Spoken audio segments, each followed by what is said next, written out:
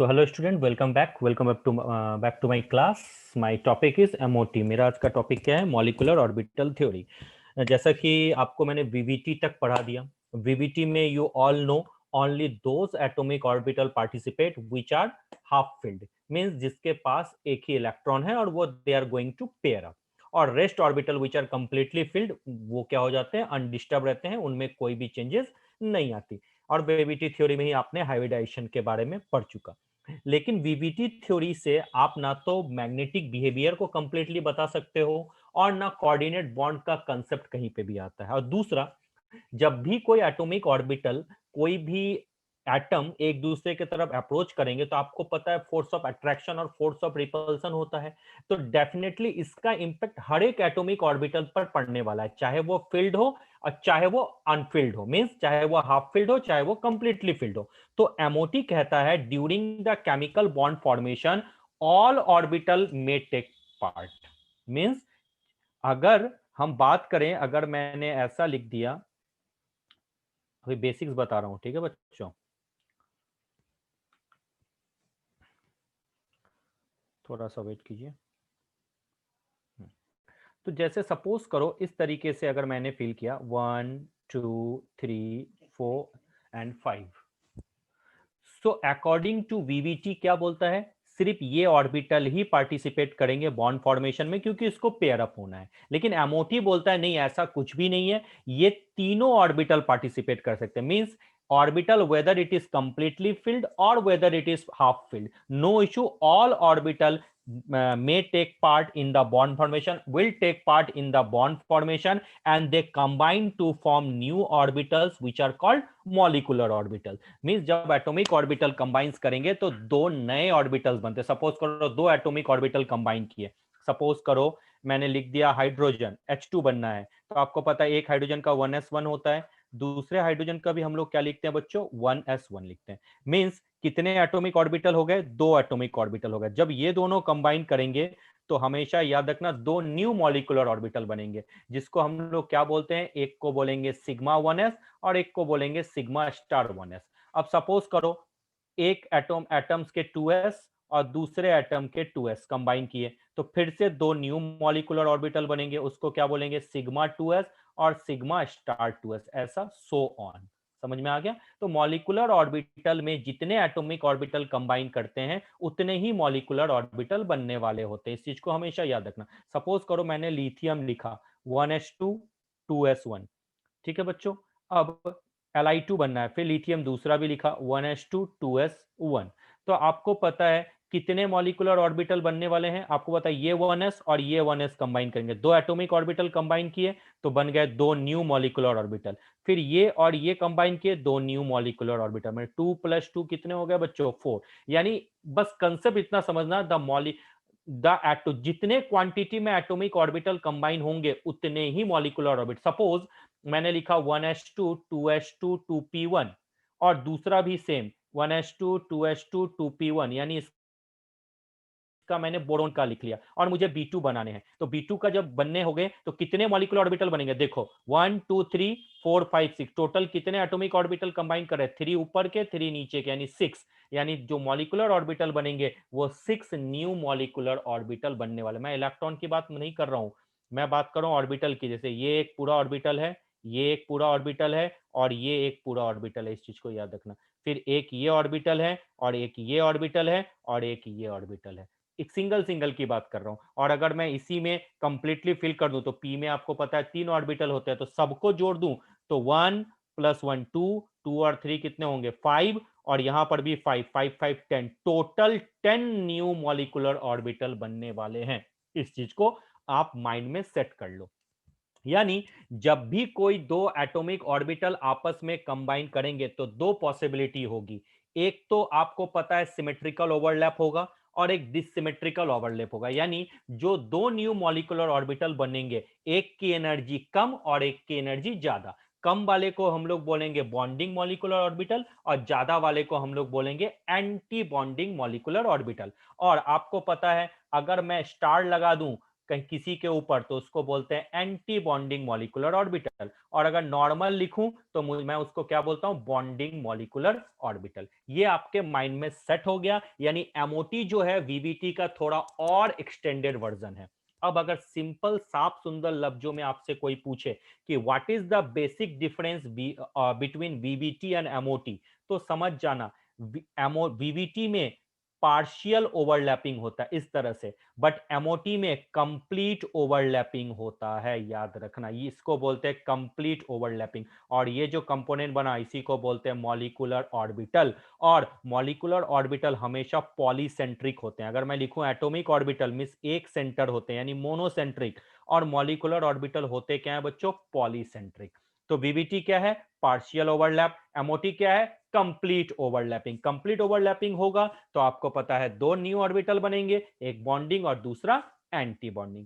खैर ये मैंने आपको एक जस्ट ब्रीफ किया, मैं थियरी नहीं पढ़ा हूं, मैंने आपको जस्ट समझाया कि अगर मैं सिग्मा और पाई लिखूं, स्टार नहीं लिखूं, तो समझना वो बॉन्डिंग है, और अगर सिग्मा स्टार और पाई स्टार लिखूं तो समझ जाना बच्चों वो एंटी बॉन्डिंग मॉलिक्यूलर ऑर्बिटल है। थियरी मैं सबसे बाद में पढ़ाता हूं, क्योंकि आप लोग ड्रॉपर के बच्चे हो, अगर मैं पहले ही थियरी पढ़ाना स्टार्ट कर दिया तो आप लोग हो जाओगे बोर और कुछ भी नया कुछ नहीं सीख पाओगे, क्योंकि जब मैं इसकी पीपीटी में आपको भेज दूंगा पीडीएफ फाइल में तो उस थ्योरी वहां पर भी रहेगी। चीजें मैं क्या सिखाने वाला हूं वो चीजें डेफिनेटली आज कुछ आप नया भी सीखोगे, और हो सकता है मैं भी आपसे कुछ नया सीख लूं, इस चीज को ध्यान रखना। तो जनरली मैं इलेक्ट्रॉनिक कॉन्फ़िगरेशन, मैंने एटॉमिक स्ट्रक्चर में आपको क्या पढ़ाया था, 1s2 2s2 यानी sp-df जैसा फील होता है, लेकिन यहां पे फीलिंग कैसी होगी, sigma, sigma star, pi, pi star and so on. Clear बच्चों, बहुत अच्छी बात है। तो चलो सबसे पहले हम लोग थ्योरी को छोड़ते हैं, थ्योरी को छोड़ के पहले हम लोग थोड़ा प्रैक्टिस करते हैं, और प्रैक्टिस करने के बाद हम लोग समझते हैं कि हम लोग की कंसेप्ट में कहां कहां मिसिंग है। ठीक है, सिंपल लफ्जों में समझते जाओ। पहले अगर मैं बात करूं अप टू 14 इलेक्ट्रॉन सिस्टम, यानी अगर टोटल नंबर ऑफ इलेक्ट्रॉन 14 है तो फिलिंग कैसी होगी, इस चीज को याद रखना।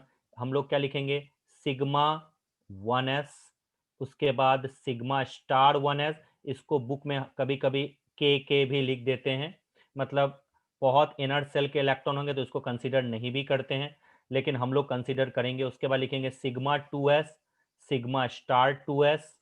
क्लियर बच्चों, उसके बाद हम लोग लिखेंगे पाई 2px, और उसके बाद हम लोग लिखेंगे पाई 2py। क्लियर, उसके बाद हम लोग लिखेंगे सिग्मा 2pz। उसके बाद हम लोग क्या लिखेंगे बच्चों, pi star 2px, then pi star 2py, then sigma star 2pz। यानी ये 14 इलेक्ट्रॉन सिस्टम के लिए ये आपका जनरल इलेक्ट्रॉनिक कॉन्फ़िगरेशन आपको याद रखना है, इस चीज को हमेशा आपको ध्यान रखना है। यानी अप टू मैं बात करूं N2 तक ये चीजें वैलिड हैं, ये चीजें आप लोग जानते हो। अगर कहीं मैं गलत बता रहा हूं तो तुरंत मुझसे काउंटर कर सकते हो कि सर आपने कहीं कुछ गलत बता दिया। ठीक है, इस तरीके से आपकी फीलिंग होगी, मतलब इधर से इधर हम लोग जा रहे हैं तो एनर्जी क्या हो जा रही है बच्चों, इंक्रीज हो जा रही है, ये है। और अगर मैं लिखता हूं मीन्स अब मैं बात करूं मोर देन 14 इलेक्ट्रॉन, यानी 14 इलेक्ट्रॉन से ज्यादा हो, मोर देन 14 इलेक्ट्रॉन सिस्टम हो जाए, तब क्या करोगे, पार्डन, अगर मोर देन 14 इलेक्ट्रॉन सिस्टम हो जाए बच्चों तो आपको करना क्या है, ये आप लोग मुझसे अच्छी तरीके से जानते हो। लाइक मैं बात करूं O2, F2, Ne2 की, इन सब की अगर बात करें, अगर इनकी मॉलिक्यूलर थ्योरी के अकॉर्डिंग इलेक्ट्रॉनिक कन्फिग्रेशन लिखने बोले तो आप लोग क्या लिखोगे, sigma 1s, then sigma star 1s, उसके बाद सिग्मा 2s, उसके बाद क्या लिखोगे, sigma star 2s, then sigma 2pz, then क्या लिखोगे जल्दी बता दो, पाई 2px, देन पाई 2py। ठीक है, उसके बाद क्या लिखोगे, pi star 2px, then pi star 2py, और सिग्मा स्टार 2pz। यही तो हम लोग लिखते हैं, इस तरीके से हमारी फिलिंग होती है, और इधर से इधर जब हम लोग जाते हैं तो एनर्जी इंक्रीज होती है। इस चीज को थोड़ा सा आप लोग को ध्यान रखना है। अब दोनों में चेंजेस कहाँ है देखो, ये वाला कुछ दिख रहा है क्या, यहाँ पे पाई पे पहले आ जाएगा और उसके बाद सिग्मा पे आने वाला है। चलिए ये ध्यान दीजिएगा, ये वाला ध्यान देने की बात है। और इसके पीछे का लॉजिक भी मैं बताऊंगा, घबराओ नहीं, बहुत कुछ सीख के जाओगे, बस शांति से बस बैठे रहो, मजा आएगा चीजों को सीखने में आपको, है ना। चलिए, ये आपका जनरल इलेक्ट्रॉनिक कॉन्फ़िगरेशन है। इसी को जब हम लोग फिगर के टर्म्स में लिखें तो देखो फिगर के टर्म्स में इस तरह से आ जाएगा। क्या हो जाएगा, देखो sigma, sigma star, then 2p z, उसके बाद पाई। यहाँ पे 2px भी लिख सकते हो, कोई प्रॉब्लम नहीं है, बदल सकते हैं, क्योंकि आपको पता है p के 3 ऑर्बिटल होते हैं, जिसको हम लोग क्या कैसे लिखते हैं, px, py और pz। और इसमें आपको पता है सिर्फ एक ही ऑर्बिटल क्या बनाएंगे, सिग्मा बॉन्ड बनाते हैं, और बाकी दोनों क्या बनाते हैं बच्चों, पाई बॉन्ड बनाते हैं। इसीलिए हम सिर्फ सिग्मा 2ps लिखें, या बहुत सारे बुक में सिग्मा 2pz लिखा रहता है, और ब्रेस्ट जो बचा उसको हम लोग पाई 2py और पाई 2pz भी बोल सकते हैं, या पाई 2px और पाई 2py भी बोल सकते हैं। इस चीज को याद रखना, क्योंकि p ऑर्बिटल हो तो एक सिग्मा दो पाई, तो अगर ऑक्सीजन की बात करें तो इस तरह से आपकी फीलिंग होती है, जैसा मैंने बोला सिग्मा, सिग्मा स्टार, देन उसके बाद sigma 2pz, pi 2px, pi 2py and so on. लेकिन अगर अप टू नाइट्रोजन पूछा जाए जैसे इस तरीके से, तो यहाँ देखो चेंजेस हैं बच्चों, ये वाला, ठीक है, यहाँ पे और यहाँ पे ये देखो चेंज है ना। यहाँ पे पाई पहले आएगा, फिर पाई, उसके बाद फिर सो ऑन, जिस तरीके से मैंने आपको यहाँ पे बता दिया। अच्छा, यहाँ पे एक जगह क्या कहीं कोई मिसिंग है, बिल्कुल एक जगह मिसिंग है, वो क्या मिसिंग है, इस जगह पे, यहाँ ये वाला इस जगह पे आएगा, है ना, ये वाला इस सिग्मा लिख चुका हूँ ना, हाँ ठीक है, तो कोई प्रॉब्लम नहीं है। एक बार मैं इसको और एक बार चेक कर लेता हूँ। अगर ऑक्सीजन की बात करें तो सिग्मा पाई एक्स पाई पी जेड आ गया, देन पाई स्टार आ गया, देन सिग्मा स्टार, तो एक बार देख लूँ, यस, पाई स्टार आ गया, then sigma pi two p z. और अगर मैं नाइट्रोजन की बात करता हूँ तो नाइट्रोजन के बाद आ जाएगा sigma pi two p x pi two p z and sigma two p s and sigma star 2px and so on. ठीक है, तो अगर इस तरीके से आपको कोई फिलिंग करने बोले तो बस आपको छोटी सी चीजें इसमें ध्यान रखनी होगी। अब मेरी बात ये बताओ कि जो मैंने दोनों इलेक्ट्रॉनिक कॉन्फ़िगरेशन लिखा है, अब बताओ इन दोनों इलेक्ट्रॉनिक कॉन्फ़िगरेशन में सही कौन सा है। अब मैं बोलूं इन दोनों में से ट्रू कौन सा है और एक्सेप्शनल कौन सा है, ये मुझे बस बता दो,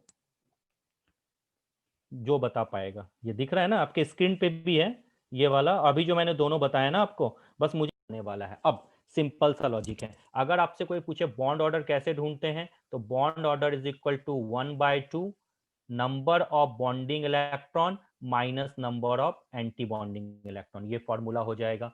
और अगर आपको पता है if there is a presence of unpaired electron, तो आपको पता है वो क्या हो जाएगा बच्चों, पैरा मैग्नेटिक हो जाना है। और अगर आपको पता है सारे इलेक्ट्रॉन पेयर्ड हैं, तो आपको पता है वो होना क्या है बच्चों, डायामैग्नेटिक इन नेचर। इस चीज को आपको ध्यान रखना है। और अगर आपका बॉन्ड ऑर्डर 0 आ जाए, ठीक है, या नेगेटिव आ जाए, तो हमेशा याद रखना मॉलिक्यूल जो होगा डज नॉट एग्जिस्ट, मॉलिक्यूल कभी भी एग्जिस्ट नहीं करेगा, इस चीज को ध्यान रखना। और अगर बॉन्ड ऑर्डर इंक्रीज करे तो इस चीज को याद रखना, स्टेबिलिटी, या इस चीज को पूछो कि बॉन्ड स्ट्रेंथ आपका क्या हो जाएगा, इंक्रीज करेगा, क्योंकि उन बॉन्ड को ब्रेक करना काफी टफ हो जाता है। More the bond order, more is the bond dissociation energy and more is the stability. और अगर बॉन्ड ऑर्डर ज्यादा है तो याद रखना बॉन्ड लेंथ हमेशा क्या होगा, कम, यानी maximum bond order, bond length is minimum. ये कुछ रिलेशन आपको याद रखने हैं। अब चीजें आपके लिए आसान हो जाएगी। अब मैं आपसे बोलूं N2, N2 प्लस और N2 माइनस, इन तीनों का आप लोग को बॉन्ड ऑर्डर ढूंढना है और बताना है किसकी स्टेबिलिटी कम और किसकी स्टेबिलिटी ज्यादा। क्लियर बच्चों, तो चलो, अगर मैं अभी कुछ आप लोग को कुछ नहीं करना, अभी पहले समझ लो, बाद में मैं दूंगा। N2 में कितने इलेक्ट्रॉन है, 14 इलेक्ट्रॉन सिस्टम है, तो डेफिनेटली अगर N2 की बात करूं 14 इलेक्ट्रॉन सिस्टम है, मतलब नाइट्रोजन का एटॉमिक नंबर 7, 7 टू 14, तो इसका कैसे लिखेंगे, sigma 1s2, sigma star 1s2, then sigma 2s2, sigma star 2s2, उसके बाद क्या हो जाएगा पाई 2px, देन पाई 2py। आपको पता है 2 2 4 2 6 2 8, 8 के बाद 1 9 1 10 1 11 1 12 और उसके बाद आ जाएगा सिग्मा 2p z। अगर काउंट कर लूँ 2 2 4 2 6 2 8 2 10 2 12 2 14, ये n2 आ गया। n2 का मैंने इलेक्ट्रॉनिक कॉन्फ़िगरेशन कंप्लीटली लिख लिया। इस केस में अगर आपसे कोई पूछे बॉन्ड ऑर्डर बताओ, तो bond order is equal to 1/2 number of bonding electron. Bonding electron मतलब जिसमें स्टार ना हो, तो nb माइनस na लिख देता हूं मैं। अगर मैं बात करूं nb की, तो कितने बॉन्डिंग इलेक्ट्रॉन है, तो जब आप बॉन्डिंग इलेक्ट्रॉन को काउंट करते हो इस जगह पे, तो यहाँ पे हो जाता है 2, यहाँ पे हो जाता है 2 2 4 2 6 एंड 2 8 और 2 10, यानी टोटल बॉन्डिंग इलेक्ट्रॉन कितने हो गए 10। तो अगर कोई पूछे total number of anti bonding electron कितने होंगे, तो एंटी बॉन्डिंग इलेक्ट्रॉन आपको पता है इस जगह पे होने वाले हैं बच्चों कितने एंटी बॉन्डिंग में, ये स्टार वाले होंगे 1, यहाँ पे 2 और ये 2 है, यानी 2 2 4 इलेक्ट्रॉन, ये हो गया। तो अब बॉन्ड ऑर्डर अगर ढूंढने बोले तो क्या लिखोगे 1/2 10 माइनस 4, आपको पता है 10 माइनस 4 6, 6/2 क्या हो जाएगा 3। तो N2 का बॉन्ड ऑर्डर जो हो गया बच्चों वो 3 हो गया। क्लियर? ये सब चीजें आपको आती है, बोर्ड नहीं कर रहा हूँ, टेंशन मत लो, चीजें धीरे धीरे टफ होगी। अब मैं बात करूं N2 प्लस की, फिर से आपको पता है 14 इलेक्ट्रॉन सिस्टम का ही मेंबर है, लेकिन इस बार नंबर ऑफ इलेक्ट्रॉन थोड़े कम हो गए, 13 इलेक्ट्रॉन है। तो इस बार हम लोग क्या लिखेंगे फिर से, sigma 1s2 sigma star 1s2 sigma 2s2 sigma star 2s2 then pi 2px pi 2py और सिग्मा स्टार 2pz। मैं डायरेक्टली भर देता हूँ, है ना, आई थिंक ये हो जाएगा। अब मैं इसका बॉन्ड ऑर्डर ढूंढने बोलूं, तो bond order is equal to 1/2 bonding electron कितने हैं बच्चों, तो आप तुरंत बोल सकते हो सर बॉन्डिंग इलेक्ट्रॉन इस बार 9 होंगे, 2 2 4 2 6 2 8 और 9। और एंटी बॉन्डिंग इलेक्ट्रॉन कितने होंगे जो रेस्ट बचे, मीन्स 2 एंड 2 4, यानी 9 माइनस 4, 9 माइनस 4 मतलब 5/2, यानी बॉन्ड ऑर्डर क्या हो जाएगा 2.5। बहुत अच्छी बात है। अब अगर मैं बात करूं तुरंत कि N2 माइनस मतलब 14 इलेक्ट्रॉन में एक ज्यादा आ गया, 15 इलेक्ट्रॉन सिस्टम हो गया, है ना। देखो कोई प्रॉब्लम तो नहीं है, नहीं सर प्रॉब्लम नहीं है, बिल्कुल ही नहीं है। तो चलो अब इसका इलेक्ट्रॉनिक कॉन्फ़िगरेशन कैसे लिखोगे, इलेक्ट्रॉनिक कॉन्फ़िगरेशन आप लिखोगे sigma 1s2 sigma star 1s2 then sigma 2s2 sigma star 2s2 then pi 2px2 then pi 2py2 then pi के बाद, सॉरी यहाँ पे स्टार क्यों लिख दिया था, पार्डन, स्टार नहीं सॉरी, यहाँ पे सिग्मा ही था, बाय मिस्टेक हो गया था, ठीक है। उसके बाद पाई स्टार के बाद लिखूंगे सिग्मा 2pz2 सिग्मा 2pz के बाद क्या आता है पाई star 2px pi star 2py। तो यहाँ पे मैंने क्या भर दिया 1 इलेक्ट्रॉन। देखो काउंट कर लो 2 2 4 2 6 2 8 2 10 2 12 2 14 एंड 115 इलेक्ट्रॉन। चलिए bond order is equal to 1/2। इस बार बॉन्डिंग इलेक्ट्रॉन कितने हैं, बॉन्डिंग इलेक्ट्रॉन तो आपको पता है 10 है, लेकिन एंटी बॉन्डिंग इलेक्ट्रॉन काउंट करके देखो 2 2 4 और 1 5, यानी 10 माइनस 5 यानी 5/2 इज इक्वल टू 2.5। यहां तक किसी को कोई प्रॉब्लम नहीं है, मैंने कुछ भी नई चीजें नहीं बताई है, बिल्कुल सिंपल सा लॉजिक आपको मैंने बता दिया। इजीली आप इस चीज को कर सकते हो, कहीं कोई नया चीज मैंने नहीं बताया। आई होप सो आपको ये चीजें समझ में आ चुकी होगी, कहीं कोई प्रॉब्लम नहीं है। तो थोड़ा सा एक और ले लेता हूं मैं, जिससे कि आपको और थोड़ा सा आसान हो जाए।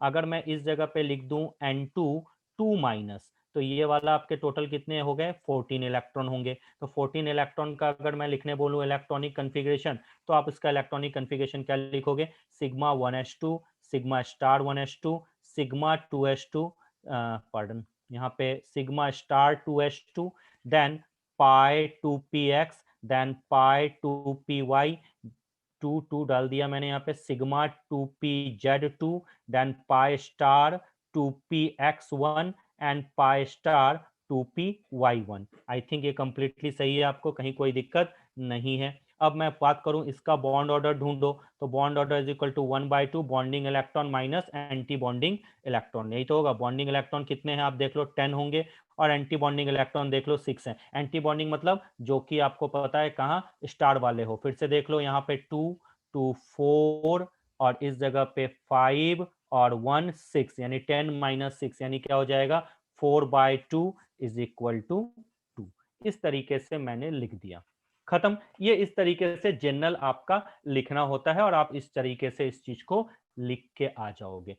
अब ये चीजें मैंने बता के आपका टाइम आधा घंटा बर्बाद कर दिया, कुछ इसमें आप नया नहीं सीखे। अब सीखने वाली चीज क्या क्या है उस चीज को थोड़ा सा समझ लेना। अब अगर मैं पूछूं, अगर मैं स्टूडेंट होता तो क्या मुझे यहाँ पे कहीं डाउट होता?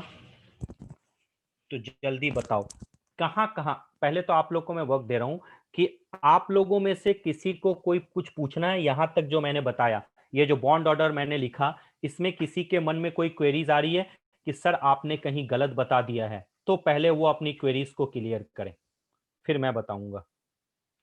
अगर किसी भी स्टूडेंट को ऐसा लगता है कि सर यहाँ पे मुझे कुछ पूछना है तो वो पूछो आराम से। किसी, हाँ बिल्कुल, एन हाँ टू माइनस चलिए बिल्कुल बहुत 16 अच्छा, इलेक्ट्रॉन। बिल्कुल समझ गया।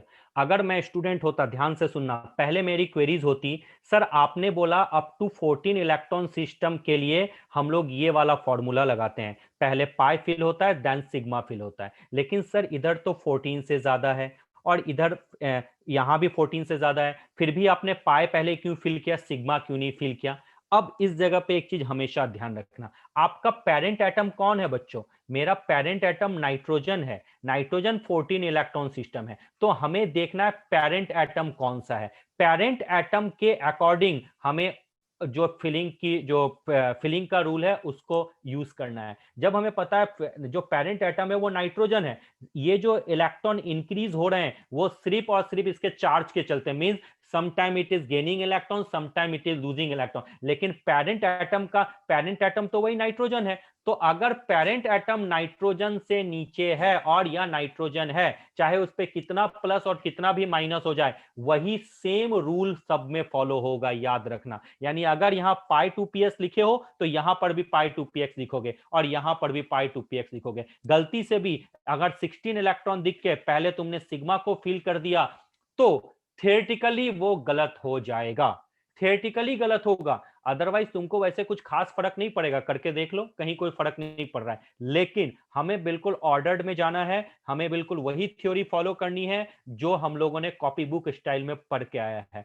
मतलब हमें कुछ भी चेंज नहीं करना। अगर मैं बदल दूं, पहले सिग्मा 2p z लगा दूं तो कुछ खास फर्क नहीं पड़ने वाला, देखो सेम वही बॉन्ड ऑर्डर आने वाला है। लेकिन बहुत ऐसी जगह आप देखोगे जहां पे ये लॉजिक आपको थोड़ा सा हटते हुए दिखेगा अगर मैं चेंज कर दूं। तो मैंने क्या बोला, पेरेंट एटम यहां कौन है, नाइट्रोजन, तो बिल्कुल नाइट्रोजन वाला ही हमें फॉलो करना है, चाहे वो 13 इलेक्ट्रॉन हो, 14 हो, 15 हो या 16 हो जाए। माइंड में सेट, ये पहला क्वेरीज, ये चीज को हमेशा ध्यान रखना।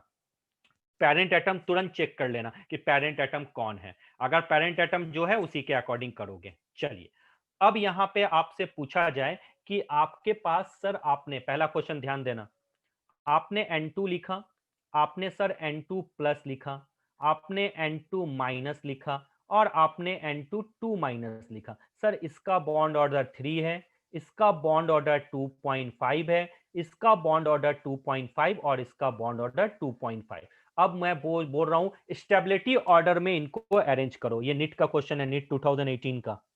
अब इससे पूछा गया है कि इसको स्टेबिलिटी ऑर्डर में चेंज करो, यानी इसी पैटर्न में क्वेश्चन आया था, कैसे करोगे? तो आप बोलोगे सर स्टेबिलिटी ऑर्डर में आपको पता है more the bond order more is the stability. Sir तो N2 की स्टेबिलिटी सबसे ज्यादा, उसके बाद सर N2 प्लस और N2 माइनस दोनों का इक्वल है और सबसे कम स्टेबिलिटी होगी सर N2 2 माइनस की। ये पहला पार्ट हो चुका है, ये स्टेबिलिटी ऑर्डर है। माइंड में सबके सेट, ये स्टेबिलिटी ऑर्डर हो गया, बहुत अच्छी बात है, किसी को कहीं कोई प्रॉब्लम भी नहीं है। अब उसके बाद आपसे पूछा जाए कि भैया पैरामैग्नेटिक और डायामैग्नेटिक इसमें से कौन है? तो पैरामैग्नेटिक और डायामैग्नेटिक की अगर मैं बात करूं तो याद करो मैंने बोला था जिसके पास अनपेयर्ड इलेक्ट्रॉन हो वो पैरामैग्नेटिक है। तो आप देखो N2 में कुछ भी आपका क्या है, अनपेयर्ड नहीं है, यानी सारे पेयर्ड है, सबके पास दो दो इलेक्ट्रॉन है, कंप्लीट आइडल इलेक्ट्रॉनिक कॉन्फ़िगरेशन है। तो मैं बोलूंगा कि N2 जो है डायामैग्नेटिक है। अगर मैं N2 प्लस की बात करूं तो ये देखो यहां पे एक अनपेयर्ड इलेक्ट्रॉन है और अगर N2 माइनस की बात करूं तो यहां पर भी देखो बच्चों एक अनपेयर्ड इलेक्ट्रॉन है, और N2 2 माइनस की बात करूं तो यहां पर भी अनपेयर्ड इलेक्ट्रॉन है। यानी रेस्ट बाकी तीनों की बात करूं तो बच्चों वो तीनों जो हैं वो पैरामैग्नेटिक हैं। ये भी समझ में आ गया। अब क्वेश्चन यहाँ पे आपके क्या आता है उस चीज को थोड़ा सा समझ लेना। क्या समझ लेना? कि भैया ये दोनों का बॉन्ड ऑर्डर दोनों के सेम है, तो क्या दोनों की स्टेबिलिटी भी सेम होगी? मैक्सिमम बुक में, जब आप बुक पढ़ते हो तो मैक्सिमम बुक में उसने यही दे रखा है और बड़े सीना ठोक के कहा है कि बिल्कुल यही सही है। लेकिन मैं थोड़ा सा चीज आपको बताता हूं जो आप जानते हो। अगर मैं N2 प्लस और N2 माइनस, यानी अगर दो कंडीशन ऐसा हो जाए जिसमें सेम बॉन्ड ऑर्डर आ जाए, बॉन्ड ऑर्डर उनकी सेम हो जाए, तो स्टेबिलिटी किस तरीके से हम अरेंज करेंगे उस जगह पे हम चेक करते हैं।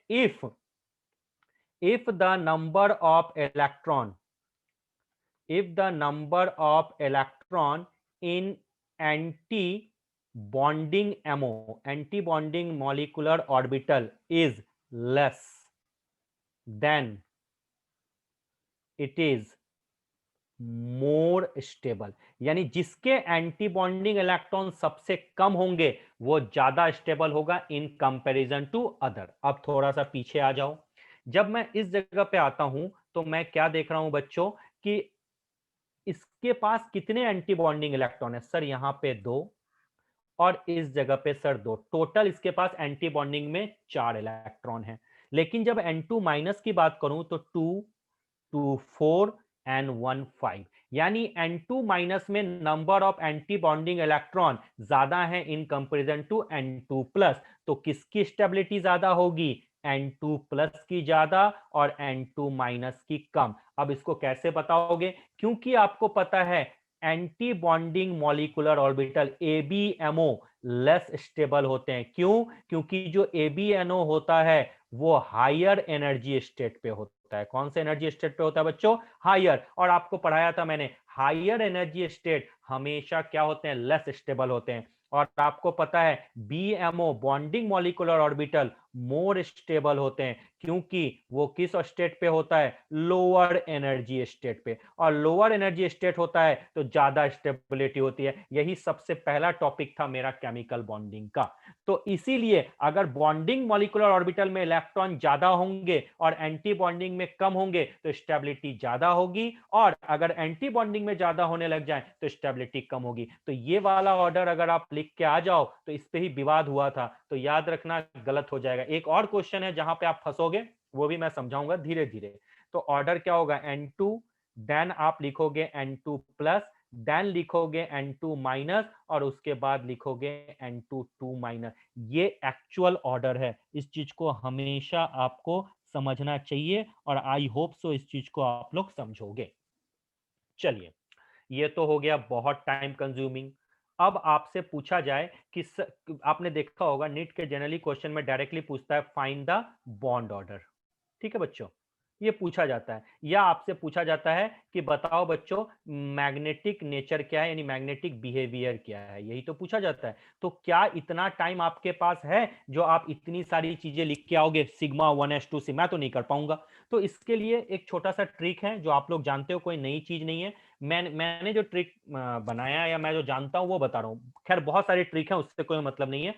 सिंपली आपको क्या लिखना है? 2 का टेबल लिख लो। 2 4 6 8 10 12 14 16 18 और 20। उसके बाद इस तरह से फिल करो 1 0 1 0। ठीक है, 1 0 1 0। उसके बाद रुको एक मिनट, 1 2 3 2 देन 1 0। ठीक है, 1 0 1 0 1 हाँ 1 0 1 0 1 2 3 2 1 0। इसको एक बार मैं थोड़ा करेक्शन कभी कर लूंगा। ठीक है, अगर जिस तरह से आपसे पूछा जाए, ये लिख लिया। और अगर आपसे पूछा जाए N2, N2 में कितने इलेक्ट्रॉन है बच्चों? 14 इलेक्ट्रॉन है।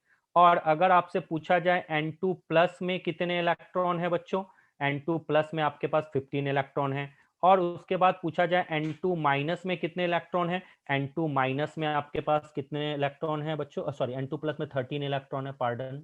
ठीक है, और N2 प्लस में कितने इलेक्ट्रॉन है, N2 माइनस में कितने इलेक्ट्रॉन है, 15 इलेक्ट्रॉन। अब आप थोड़ा सा चेक करके देख लो बच्चों, टोटल कितने इलेक्ट्रॉन है बच्चों, टोटल मेरे 14 इलेक्ट्रॉन, 14 इलेक्ट्रॉन के नीचे क्या है 3, तो N2 का बॉन्ड ऑर्डर क्या हो जाएगा बच्चों 3। N2 प्लस में टोटल कितने इलेक्ट्रॉन है, 13 इलेक्ट्रॉन। 13 किसके बीच में आता है, 14 और 12 के बीच में, तो दोनों का एवरेज कर लो, 3 + 2 5, 5/2 कितना होता है 2.5, बिल्कुल। N2 माइनस में कितने इलेक्ट्रॉन है, 15, 15 किसके बीच में आता है, 14 और 16 के बीच में, फिर से इन दोनों का एवरेज कर लो, 3 + 2 5, 5/2 कितना हो गया 2.5 हो गया। तो इस तरीके से अगर आप 2 का टेबल लिख लो 1 0 1 0 1 2 3 2 1 0, तो आप इजीली जो होता है बॉन्ड ऑर्डर फाइंड आउट कर लोगे क्विक इंटरवल में, जो आप इजीली जानते भी होगे, पहले भी आपने पढ़ा होगा, बहुत सारे टीचर ने आपको अलग अलग ट्रिक भी बताए होंगे।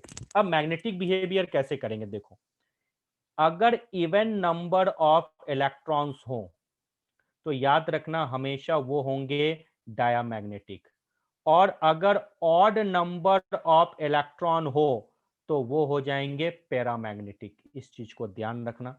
इसमें थोड़ा सा आपका एक्सेप्शन है, वो एक्सेप्शन क्या है, अगर 10 और 16 हो जाए, 10 और 16 दोनों इवन नंबर है, स्टिल वो क्या हो जाएंगे बच्चों, पैरामैग्नेटिक हो जाएंगे। अब नाइट्रोजन के पास आ जाओ बच्चों, नाइट्रोजन में N2 कितने इलेक्ट्रॉन है, 14 इलेक्ट्रॉन सिस्टम है। आपको पता है 14 कौन सा नंबर होता है, इवन नंबर होता है। इवन नंबर है तो नाइट्रोजन क्या है बच्चों, डायामैग्नेटिक है। बहुत अच्छी बात है। अगर मैं बात करूं N2 प्लस की, तो आपको पता है N2 + 13 क्या, ऑड नंबर है। ऑड होता है तो क्या होता है बच्चों, पैरामैग्नेटिक। 15 भी क्या है आपको, ऑड नंबर है, यानी क्या हो जाएगा, पैरामैग्नेटिक। क्या यही चीजें हम लोगों ने इतना बड़ा, इतनी बहुत सारी चीजें लिख के ढूंढी थी, इतना सारा हम लोगों ने इलेक्ट्रॉनिक कॉन्फ़िगरेशन लिख के ढूंढा था? तो ये सब चीजें एक बार समझने के लिए है, लेकिन चीजें अगर आपके पास आ जाए तो इस तरीके से आप डायरेक्टली लिख लेना, even number of electron diamagnetic, odd number of electron paramagnetic, और ये 2 का टेबल है, ठीक है, इसके टेबल के अकॉर्डिंग फिट कर लेना, 1 0 1 0 1 2 3 2 1 0। इस चीज को आपको हमेशा याद रखना है, और आई होप सो आप इन चीजों को अगर समझ गए तो कहीं कोई मिस्टेक नहीं होने वाली है। किसी को प्रॉब्लम है? अरे सबको आ गया क्या बच्चों समझ में? यहां तक किसी को डाउट है? अगर किसी को यहां तक डाउट है तो वो पूछ सकता है, अगर डाउट नहीं है तो कोई प्रॉब्लम नहीं है, ठीक है। चलिए, अब आप लोग को क्या करना है, थोड़ा सा ध्यान रखो। अब आप लोग का टर्न है, एक मिनट रुक जाइए। अब आप लोग बच्चों ढूंढना है, O2 का ढूंढो, O2 प्लस का ढूंढो, O2 माइनस का ढूंढो, और O2 2 माइनस का ढूंढो। टाइम ज्यादा नहीं है, ये जो मैंने स्मॉल ट्रिक बताया है इसी से आप पैरामैग्नेटिक डायामैग्नेटिक ढूंढो, बॉन्ड ऑर्डर ढूंढो, और स्टेबिलिटी ऑर्डर में अरेंज करो। डू फास्ट, जल्दी से। इसकी स्टेबिलिटी ऑर्डर क्या होगी, इसकी स्टेबिलिटी ऑर्डर तुम तुरंत लिख लिख दोगे कि sir higher the bond order higher is the stability. तो स्टेबिलिटी ऑर्डर सबसे ज्यादा किसकी होगी, O2 प्लस की। उसके बाद क्या हो जाएगा बच्चों, O2, उसके बाद हो जाएगा O2 माइनस, और उसके बाद हो जाएगा O2 2 minus. I hope so यही है ना? अगर देखो बच्चों मैं गलत बहुत बता देता हूँ तो इसलिए समझ जाना, लेकिन जो बताता हूँ ना वो मजे की बात होती है, अगर पढ़ लोगे तो लाइफ सुधर जाएगा। ऐसा तो मुझे नहीं लगता कि कोई भी क्वेश्चंस हैं जो किसी भी इंस्टीट्यूट या इंडिया का कोई भी टफेस्ट एग्जाम हो जो आपसे छूट जाएगा, नहीं हो सकता ऐसा, इसलिए थोड़ा मेहनत करो। चलिए, अब आपको पता है ये कौन सा इलेक्ट्रॉन सिस्टम है, ये आपका 16 इलेक्ट्रॉन सिस्टम है, और ये कौन सा है 15 इलेक्ट्रॉन, ये कौन सा है 17 इलेक्ट्रॉन, तो ये कौन सा है 18। आपको पता है ये कौन सा है, इवन नंबर है, लेकिन ये होगा क्या बच्चों, एक्सेप्शन था पेरा, और ये भी आपको पता है पेरा होगा, ये भी आपको पता है पेरा होगा, लेकिन ये आपका क्या होगा बच्चों, डायामैग्नेटिक होगा। चेक करके लिख ले, देख लेना, sigma 1s2 sigma star 1s2 भी अगर आप करके देख लोगे तो भी आपको कहीं कोई प्रॉब्लम नहीं आएगी। तो ये शॉर्ट टेक्निक है, आप इजीली लिख के आ सकते हो, कहीं भी कोई मिस्टेक नहीं होगी। लेकिन अगर आपको दूसरा तरीके से लिखना है तो भी कहीं कोई प्रॉब्लम नहीं होगी। अब थोड़ा सा ध्यान रखोगे, अभी चीजें खत्म नहीं हुई है, चीजें अभी स्टार्ट हुई है। चीजें किस तरीके से लेवल तक पहुंचती है और क्या क्या आपने नहीं पढ़ा होगा वो देखो। NO, ठीक है बच्चों, उसके बाद NO प्लस, और उसके बाद NO माइनस, ये देखो, अभी तक जो मैंने आपको बताया वो होमोन्यूक्लियर थे। ये सब क्या है? होमोन्यूक्लियर, सेम एटम के बीच में। अब ये हेट्रोन्यूक्लियर है, एक नाइट्रोजन एक ऑक्सीजन, एक नाइट्रोजन एक ऑक्सीजन, एक नाइट्रोजन एक ऑक्सीजन। समझ में आया? तो इस चीज को थोड़ा सा ध्यान रखना है।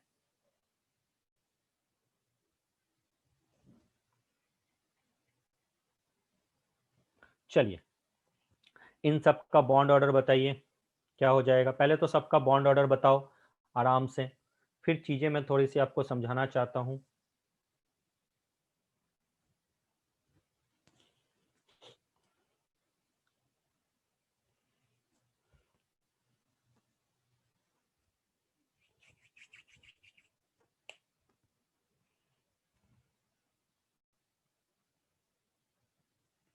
NO में कितने इलेक्ट्रॉन है बच्चों? 8 और 7 15 इलेक्ट्रॉन सिस्टम है ये। और ये कितना है बच्चों? 14 इलेक्ट्रॉन सिस्टम है। और ये कितना हो गया? 16 इलेक्ट्रॉन सिस्टम है। यही तो है, देखो तो कहीं तो मिस्टेक तो नहीं कर दिया ना बच्चों? नहीं नहीं सर, बिल्कुल सही है, कहीं कोई प्रॉब्लम नहीं है, आई होप सो नहीं होती है। अब अगर आपसे पूछा जाए, बताओ भाई इसका बॉन्ड ऑर्डर, 15 इलेक्ट्रॉन सिस्टम है, तो 15 इलेक्ट्रॉन सिस्टम का बॉन्ड ऑर्डर कितना होता है बच्चों? 2.5। हाँ याद आ गया मुझे भी, ये 2.5। 14 इलेक्ट्रॉन सिस्टम होता है तो बॉन्ड ऑर्डर क्या होता है? 3। और 16 इलेक्ट्रॉन सिस्टम होता है तो बॉन्ड ऑर्डर क्या होता है? 2। आपको पता है ये 16 इलेक्ट्रॉन है, लेकिन इवन नंबर होने के बाद भी ये पैरामैग्नेटिक है। और आपको पता है ये 14 है तो भी ये पैरा होगा। ये तो 15 है, ये आपको पता है क्या हो जाएगा बच्चों? ये भी पैरा, लेकिन यहाँ 14 पैरा नहीं, ये क्या? डायामैग्नेटिक है, क्योंकि आपको पता है इवन नंबर ऑफ इलेक्ट्रॉन है। आ गया समझ में यहाँ पर? अब ये तो स्मॉल ट्रिक था, आप कर चुके, स्टेबिलिटी ऑर्डर में भी आप अरेंज कर लोगे। अब बात यहाँ पे क्या आती है, सुनो। अगर मैं इसका इलेक्ट्रॉनिक कॉन्फ़िगरेशन लिखने बोलूं वो सिग्मा करके, अब ध्यान देना। आपको पता है जब मैं नाइट्रोजन लिखूं और यहां पे ऑक्सीजन लिखूं, तो आपको पता है 7 + 8 कितने होंगे? 15 इलेक्ट्रॉन हो गए, यानी मोर देन 14 इलेक्ट्रॉन सिस्टम हो गया। जब मोर देन 14 इलेक्ट्रॉन सिस्टम हो जाए, अब यहां पे अगर NO+ लिखूं तो यहां पे तो 14 इलेक्ट्रॉन है, और यहां पे क्या लिखोगे? 16 इलेक्ट्रॉन है। लेकिन ये जो दोनों का फॉर्मेशन हुआ वो अपने पेरेंट से हुआ है ना। पेरेंट कितने इलेक्ट्रॉन सिस्टम है? 15, यानी 14 से ज्यादा। तो इस केस में हमेशा आपको क्या लगाना है? Sigma 1s2, sigma star 1s2, sigma 2s2, sigma के बाद सिग्मा स्टार 2s2, यहां तक तो सब में कॉमन है। उसके बाद आपको भरना है सिग्मा 2p-Z2। ये याद रखना, क्योंकि 14 से ज्यादा में 2p-Z, सिग्मा 2p-Z पहले आता है, उसके बाद पाई 2px सो ऑन आता है। इस चीज को याद रखना। तो हमें पेरेंट एटम को देखना है। अगर पेरेंट एटम क्या है उससे देख के हम उसके अकॉर्डिंग इस तरह से इलेक्ट्रॉनिक कॉन्फ़िगरेशन लिखते हैं। समझ में आया? ये चीजें कभी मत भूलना, चाहे बुक में कुछ भी गिवन हो, आपको बस ये चीजें फॉलो करना है बस। चाहे कोई कुछ भी कहे, हम इस तरह से फॉलो करेंगे तो कहीं भी कुछ भी गलत नहीं होगा। अब मैं आपसे पूछूं, इस जगह पे थोड़ा सा ध्यान देना। अगर मैं आपसे लिखूं CO, ठीक है बच्चों, और CO+, तो आपको पता है सी में कितने इलेक्ट्रॉन है बच्चों? सी और ओ में आपको पता है 6 + 8 कितने इलेक्ट्रॉन सिस्टम है? 14 इलेक्ट्रॉन सिस्टम है। तो अगर 14 इलेक्ट्रॉन सिस्टम है तो आपको पता है जो इलेक्ट्रॉनिक कॉन्फ़िगरेशन होगा वो sigma 1s2, sigma star 1s2, sigma 2s2, sigma star 2s2, then pi 2px, then pi 2py, then sigma 2pz। अब भर लो 2 to 4 to 6 to 8, 8 to 10 to 12 और 2 14। तो अगर इसका बॉन्ड ऑर्डर ढूंढने बोल दें तो बॉन्ड ऑर्डर क्या लिखोगे? 1/2 NB, 2 to 4 to 6 to 8 to 10, 10 होगा ना? 10 - 4 यानी 6/2, यानी जो कार्बन मोनोऑक्साइड है उसका बॉन्ड ऑर्डर क्या हो जाता है बच्चों? 3 हो जाता है। अगर आप इसका स्ट्रक्चर बना के भी देखोगे तो भी आपको पता है कार्बन मोनोऑक्साइड का बॉन्ड ऑर्डर 3 ही होता है। और अगर इलेक्ट्रॉन ऐड करके देखो तो आपको पता है 14 इलेक्ट्रॉन सिस्टम है, चार्ट में 3 हो जाएगा। ये कितने इलेक्ट्रॉन सिस्टम है ये मुझे बताओ? ये 13 इलेक्ट्रॉन सिस्टम है, तो 13 इलेक्ट्रॉन होंगे तो बॉन्ड ऑर्डर कितने हो जाएंगे बच्चों? 2.5। देखो मैं भूल जाता हूँ, 13 इलेक्ट्रॉन सिस्टम कहाँ होंगे बच्चों? 13 इनके बीच में हो गया, यानी 2.5 आपका बॉन्ड ऑर्डर हो गया। कहीं कोई प्रॉब्लम है? कहीं कोई दिक्कत नहीं है। बस जो ये इलेक्ट्रॉनिक कॉन्फ़िगरेशन अगर कहीं किसी जगह पे आप लिखते हुए रखो, तो जिस तरीके से मैंने बोला है बिल्कुल उसी तरीके से आपको फॉलो करना है, उससे ज्यादा कुछ भी नहीं करना है। और अगर मैं CO प्लस का लिखने बोलूं तो आपको पता है CO प्लस 13 इलेक्ट्रॉन सिस्टम है। आप कैसे लिख के आओगे? Sigma 1s2, sigma star 1s2, then sigma 2s2, then sigma star 2s2, then pi 2px2, then pi 2py2, then आपका क्या लिखोगे? Sigma 2pz1। यानी अगर बॉन्ड ऑर्डर में लिख लूं तो 1/2 बॉन्डिंग इलेक्ट्रॉन कितने हैं जल्दी से बता दो। बॉन्डिंग इलेक्ट्रॉन हो जाएंगे सर 2 2 4, देन 2 6 2 8 1 9। और एंटी बॉन्डिंग इलेक्ट्रॉन कितने हो जाएंगे जल्दी बता दो बच्चों। 2 2 4 एंड 9 - 4, 9 - 4 मतलब 5/2, यानी क्या आ गया? 2.5 आ गया। कोई प्रॉब्लम नहीं है। आपको पता है यहाँ ऑड नंबर ऑफ इलेक्ट्रॉन है तो ये क्या हो जाएंगे? पैरामैग्नेटिक। और ये इवन नंबर ऑफ इलेक्ट्रॉन है तो ये क्या हो जाएगा? डायामैग्नेटिक। इज वेरी सिंपल, कहीं कोई प्रॉब्लम वाली बात नहीं है। आप लोग बॉन्ड ऑर्डर अच्छे तरीके से बनाना सीख चुके होंगे। कहीं कोई प्रॉब्लम होगी तब भी आप इजीली कर लोगे। किसी को कोई डाउट है बच्चा? कोई ऐसा स्टूडेंट है जिसको थोड़ा सा डाउट है?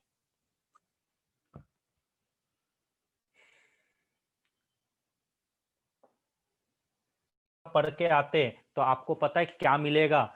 खुशी खुशी आप जाते और आप समझते कि सर ने पढ़ा दिया, मैंने भी पढ़ लिया और +4 आने वाला है, बहुत अच्छी बात है। और आगे आपको -1, जहां पे आपका नेट में सिलेक्शन होने वाला था वहां आपका रैंक हो गया लाखों में। तो सर कहाँ मिस्टेक हो गया? सर थ्योरी तो आपने सही पढ़ाई है। हाँ, सब टीचर पढ़ाते हैं, मैंने भी वही पढ़ाई है, बुक में भी वही है। अब ये जो CO प्लस है बच्चा, इसका बॉन्ड ऑर्डर 2.5 नहीं, इसका बॉन्ड ऑर्डर होता है 3.5। आप चौंक गए? ये क्वेश्चन भी आया था इस लास्ट ईयर भी, जब मैं निट का एक्सप्लेनेशन कर रहा था तब भी इस टाइप का एक क्वेश्चन आया था और उसमें बच्चे फंस गए क्योंकि बच्चों को एक थ्योरी पता ही नहीं है। CO प्लस का बॉन्ड ऑर्डर कभी भी 2.5 नहीं होता। CO प्लस का बॉन्ड ऑर्डर होता है बच्चा लोग 3.5, क्योंकि इस जगह पे आपकी थ्योरी आती है HOMO थ्योरी। ये आप पढ़े नहीं हो और इससे क्वेश्चन 19 में भी आया था और 18 में भी आया था, रिसेंटली क्वेश्चन आए हुए थे। देखो ध्यान से समझना। थ्योरी होती है HOMO थ्योरी, HUMO थ्योरी, ठीक है। उसके बाद LOMO theory and LUMO theory. याद रखना इस चीज को। क्या है देखो, जब भी इलेक्ट्रॉन फिल होते हैं तो आपको पता है जैसे जैसे एनर्जी इंक्रीज होती है वैसे वैसे पहले लोअर से हायर एनर्जी फिल होती है। तो जो ये HOMO है इसका मतलब होता है highest occupied molecular orbital. Highest occupied molecular orbital मतलब क्या? बहुत ऊपर, यानी हायर एनर्जी स्टेट पे आएगा। जब हायर एनर्जी स्टेट पे आएगा तो उसमें फिलिंग जो होगी सबसे बाद में होगी, सबसे पहले बच्चा लोग नहीं होगी।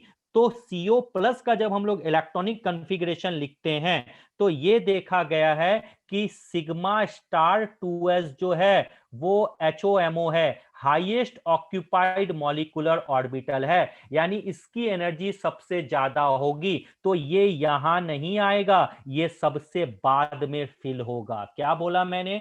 जब मैं CO प्लस का इलेक्ट्रॉनिक कॉन्फ़िगरेशन लिखता हूं या CO का लिखने चला जाऊं तो याद रखना इस केस में highest occupied molecular orbital sigma star 2s है, मतलब इसकी एनर्जी सबसे ज्यादा है, इसलिए ये सबसे लास्ट में फिल होगा। मतलब ये जो इलेक्ट्रॉनिक कॉन्फ़िगरेशन मैंने लिखा है वो WRONG जिसको बोलते हैं रॉन्ग है। यानी इसका एक्चुअल इलेक्ट्रॉनिक कॉन्फ़िगरेशन अगर लिखने कोई बोले, सब बताऊंगा। तुम्हारे मन अंदर क्वेश्चंस आ रहे हैं कि सर ऐसा क्यों हुआ, वो भी उसका जवाब है। जब मैं उठाऊंगा तो मैं हर चीज का आंसर भी करूंगा।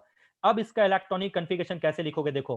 Sigma 1s2, sigma star 1s2, sigma 2s2। ये वाला एनर्जी ज्यादा है तो ये वाला पहले फिल नहीं होगा, जिसकी एनर्जी ज्यादा वो बाद में फिल होता है। तो ये हट गया तो कौन आएगा बच्चों?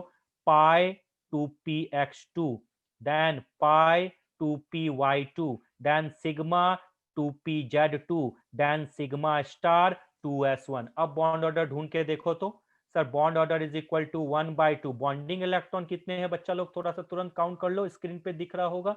सर जी बहुत अच्छी बात है सर, बॉन्डिंग इलेक्ट्रॉन है 2, देन 2 4 2 6 2 8 2 10। और एंटी बॉन्डिंग इलेक्ट्रॉन कितने हैं सर? 2 1 3। यानी आपने देखा 10 माइनस 3 7/2। बॉन्ड ऑर्डर क्या करेक्ट होके आ गया? 3.5। तो CO प्लस का बॉन्ड ऑर्डर होता कितना है? 3.5। क्या नहीं होता? 2.5। क्यों? क्योंकि CO प्लस में हाईएस्ट ऑक्यूपाइड मॉलिक्यूलर ऑर्बिटल होता है सिग्मा स्टार 2s। अब बोलोगे सर HUMU क्या है? HUMU मतलब हाईएस्ट अनऑक्यूपाइड मॉलिक्यूलर ऑर्बिटल। आप पूछोगे सर LOMO क्या है? तो lowest occupied molecular orbital. LUMO क्या है? Lowest unoccupied molecular. अनऑक्यूपाइड मतलब जो कंप्लीटली फिल्ड नहीं है, जो ऑक्यूपाइड नहीं हो चुके। ऑक्यूपाइड मतलब जो कंप्लीटली फिल्ड हो चुके। तो ये बहुत बेहतरीन थ्योरी है, साइंटिस्ट ने हीलियम 2 को लेकर इसके रिगार्डिंग बहुत बेहतरीन कंसेप्ट दिया है। खैर मैं वो अभी आपको बताऊंगा नहीं, उसकी जरूरत नहीं पड़ेगी। तो अब आपके पास मन में क्वेश्चन आया being as a student, sir मैं मान लिया कि CO प्लस में जब मैं CO का इलेक्ट्रॉनिक कॉन्फ़िगरेशन लिखने आगे बढ़ता हूं तो दो डिफरेंट एटम है, कार्बन और ऑक्सीजन, दो डिफरेंट एटम है, तो उनकी एनर्जी में भी डिफरेंस होगा। तो इन एनर्जी में डिफरेंस के चलते जो होता है, जो सिग्मा स्टार 2s है उसकी एनर्जी ज्यादा हो जाती है, मतलब वो हाईएस्ट ऑक्यूपाइड मॉलिक्यूलर ऑर्बिटल है, यानी वो सबसे लास्ट में फिल होगा। और लास्ट में फिल होने की वजह से जो original electronic original bond order जो आपको CO का दिखता है वो 2.5 वो नहीं होके 3.5 होता है। और अब क्यों ऐसा होता है, क्यों आपको पता है ज्यादा एनर्जी हो जाती है, तो थोड़ा सा समझ लो। चलिए अब ध्यान से मेरी बात कान खोल के समझना। अनमोल आवाज आ रही है?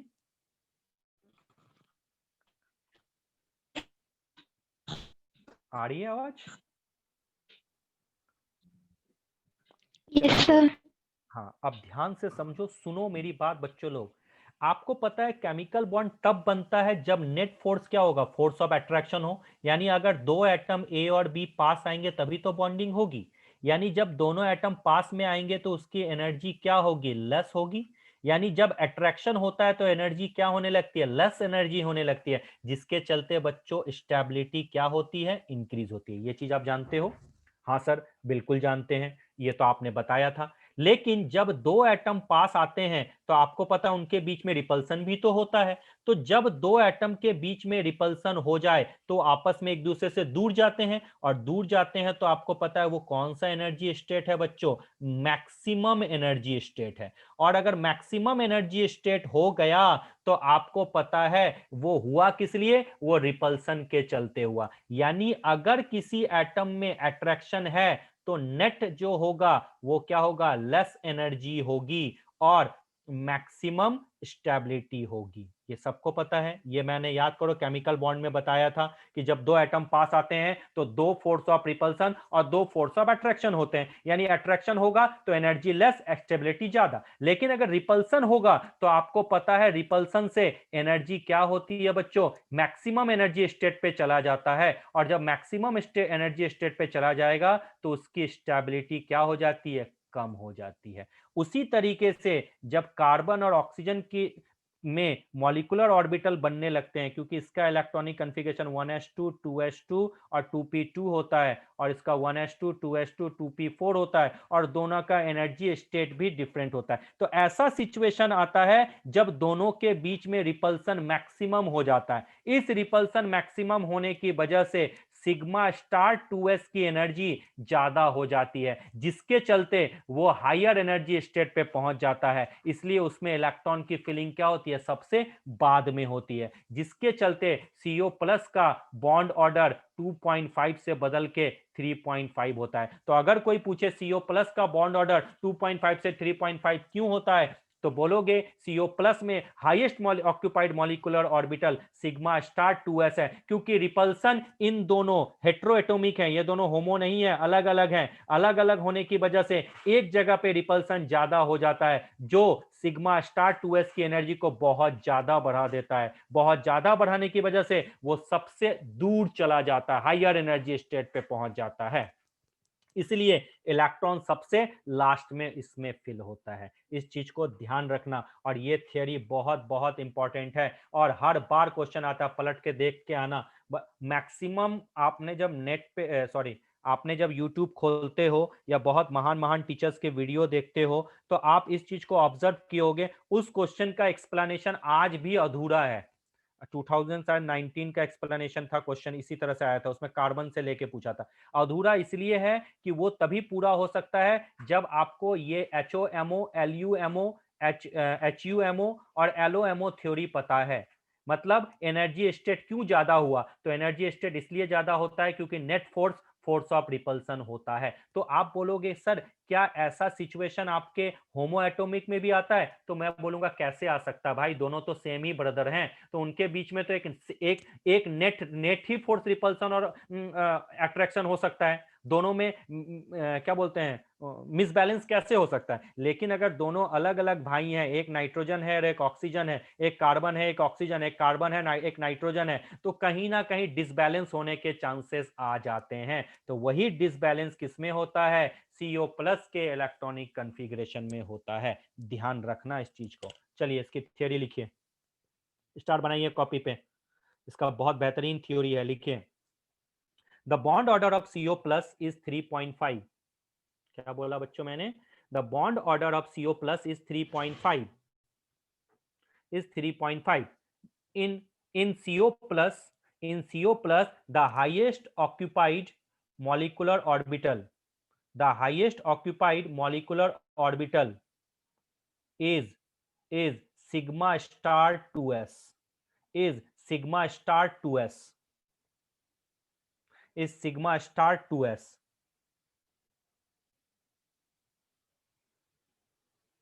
सिग्मा स्टार 2s लिखा,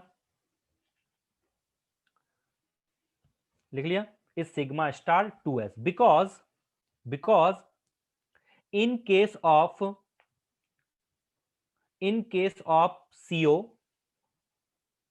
in case of CO the 2s orbital, the 2s atomic orbital on oxygen, oxygen का 2s एटॉमिक ऑर्बिटल, ध्यान रखना ये 2s atomic orbital of oxygen लिखा, 2s atomic orbital on oxygen is much lower in energy, is much lower in energy, much lower in energy than the 2s atomic orbital, than the 2s atomic orbital in carbon।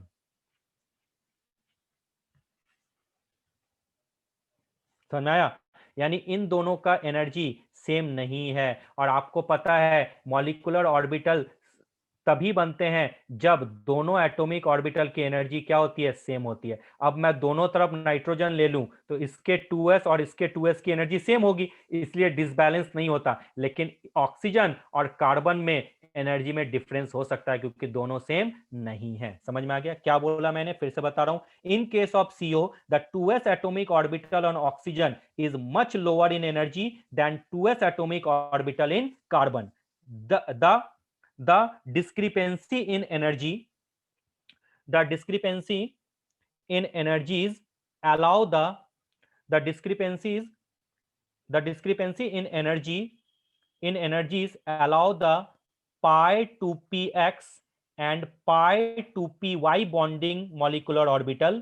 ये जो energy में unbalance है, या लिखोगे the unbalance in the energy या discrepancy in energies allow the pi to px and pi to py bonding molecular orbital to sink, sink, to sink lower in energy, to sink lower in energy than sigma star 2s, than sigma star 2s molecular orbital, then sigma star 2s molecular orbital. मतलब इनकी energy कम हो जाएगी और sigma star 2s की ज्यादा हो जाएगी, क्योंकि ये दोनों क्या हैं, हिट्रो हैं, सेम नहीं है, इसलिए ऐसा सर्टेनिटी अनसर्टेनिटी दिखता है।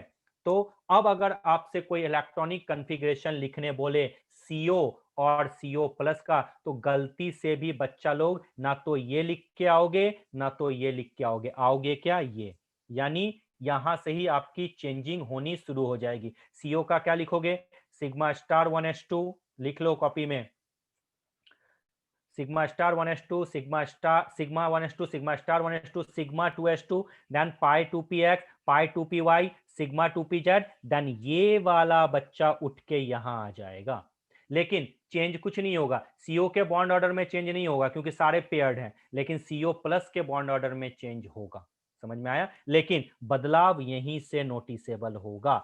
यानी इसके लिए कौन सा थ्योरी मैंने बताया, HOMO। और ये थ्योरी क्यों वैलिड है, मैंने आपको पूरी कॉपी में लिखा दी, क्योंकि इन दोनों का एनर्जी सेम नहीं होता, लेकिन अगर दोनों तरफ नाइट्रोजन हो तो आपको पता ये नाइट्रोजन सेम है, तो इनमें डिसबैलेंस के चांसेस नहीं होते, लेकिन हेट्रोएटॉमिक के केस में होते हैं, और इसी के चलते CO प्लस का बॉन्ड ऑर्डर चेंज हो जाता है।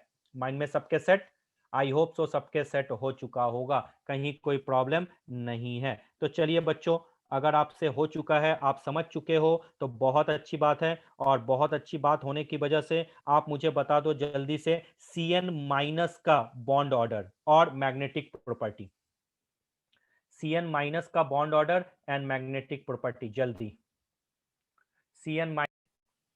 CN हो चुका बच्चों, CN हो गया, इसका हम लोग बॉन्ड ऑर्डर क्या बोलेंगे बच्चों, 3, और ये आपका क्या हो जाएगा बच्चों, डाया मैग्नेटिक।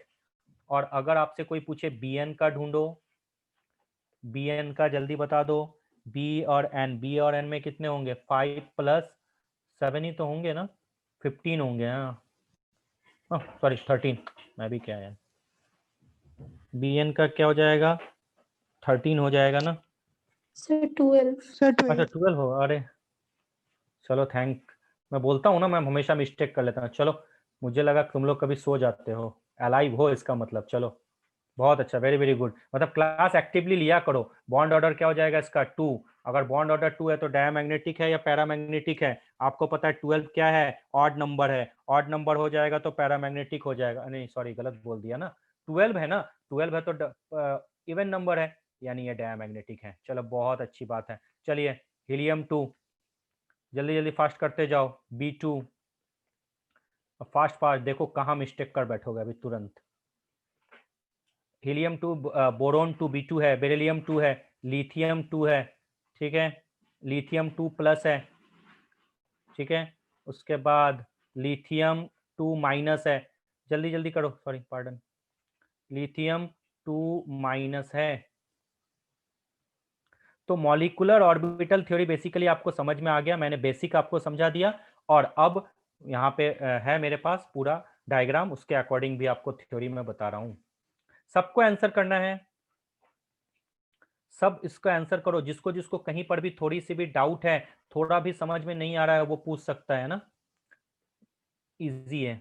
चलिए थोड़ा सा वेट, ये एडिशन और सब्ट्रैक्शन क्यों बोल रहे हो, तो याद करो मैंने आपको पढ़ाया था quantum mechanical modern, Schrodinger wave equation, और श्रोडिंगर ने इलेक्ट्रॉन को क्या माना था, वेव माना था। तो वेव या तो इस तरीके से ट्रेवल करते हैं, फिजिक्स पढ़ा रहा हूं मैं थोड़ा सा, वैसे फिजिक्स मुझे कम आता है, और या तो वेव इस तरीके से ट्रेवल कर सकता है। आप बोल सकते हो सर मैं ऐसे भी, अब आप देखो, अगर दोनों वेव इस तरीके से ट्रेवल करें, यानी दोनों इलेक्ट्रॉन वेव अगर सेम ट्रेवल करें यानी सेम फेज में हो, तो आपको पता है इस जगह पे क्या होगा बच्चों, एडिशन होगा।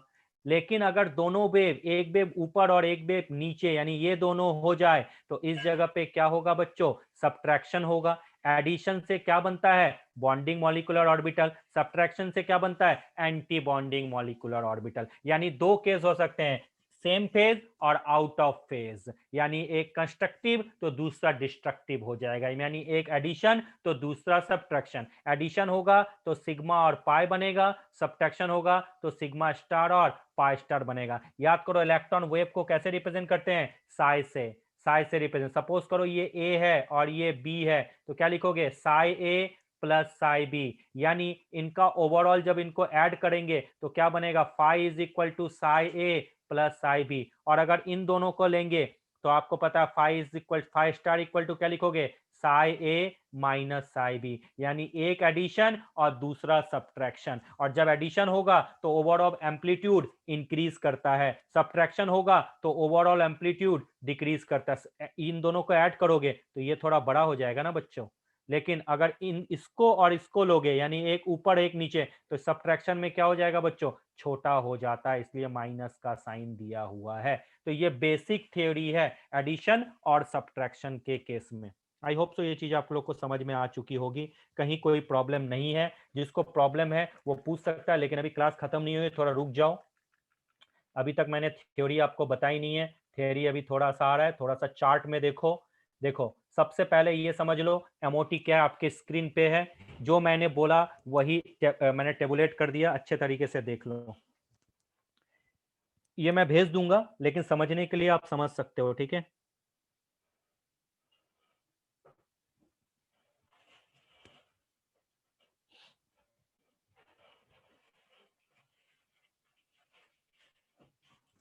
ये देख लो जो मैंने आपको बताया। उसके बाद ये वाला वीवीआई है।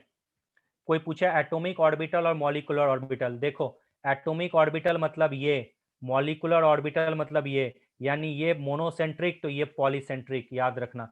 एटॉमिक ऑर्बिटल को एसपीडी से करते हैं और मॉलिक्यूलर ऑर्बिटल को सिग्मा, सिग्मा स्टार, पाई, पाई स्टार। मैं थ्योरी इसलिए बाद में दिखा रहा हूं क्योंकि मैं बोलते वक्त सब कुछ बोल जाता हूं और उसका इम्प्लीमेंटेशन भी आप कर चुके होते हो, फिर भी सबको एक नोट्स चाहिए होता है, इसलिए मैं इसको बना लेता हूं आपके लिए। ठीक है, देखते चले जाओ, कहीं पर भी डाउट होगा तो माइक ऑन करना और पूछते चले जाना।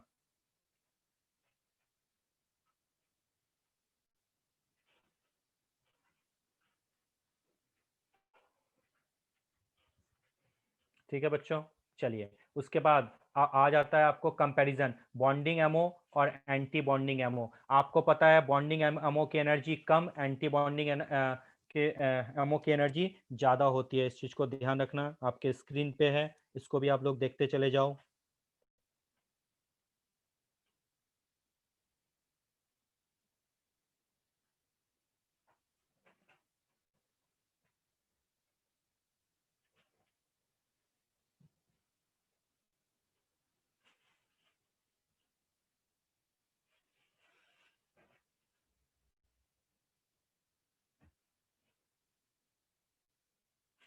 ठीक है, आई थिंक इसको देख लिया आपने। उसके बाद आता है लीनियर कॉम्बिनेशन, जो अभी आपको मैंने बताया।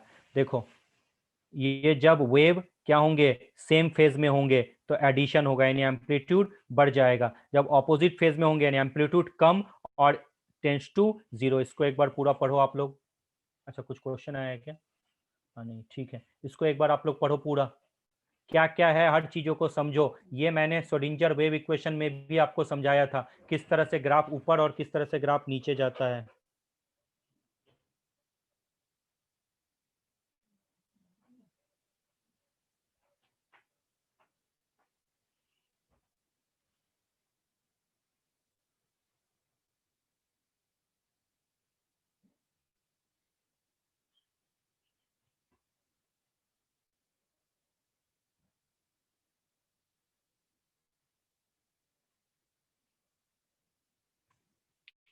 देख लिया।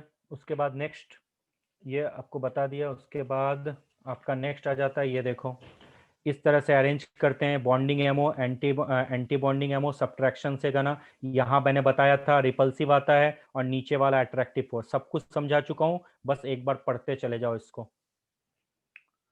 ये चीज हमेशा याद रखना, रिपल्सन से एनर्जी इंक्रीज होती है, अट्रैक्शन एनर्जी कम होती है, और अगर एनर्जी कम होगी तभी स्टेबिलिटी होती है, अदरवाइज स्टेबिलिटी नहीं होती।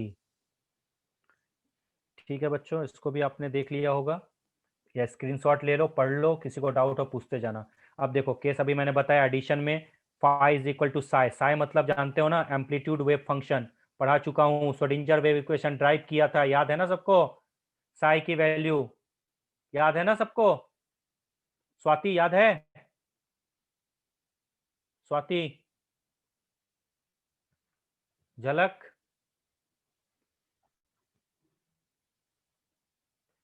आवाज नहीं आ रही है क्या? अनमोल, आवाज आ रही है आप लोगों को? ये सही है।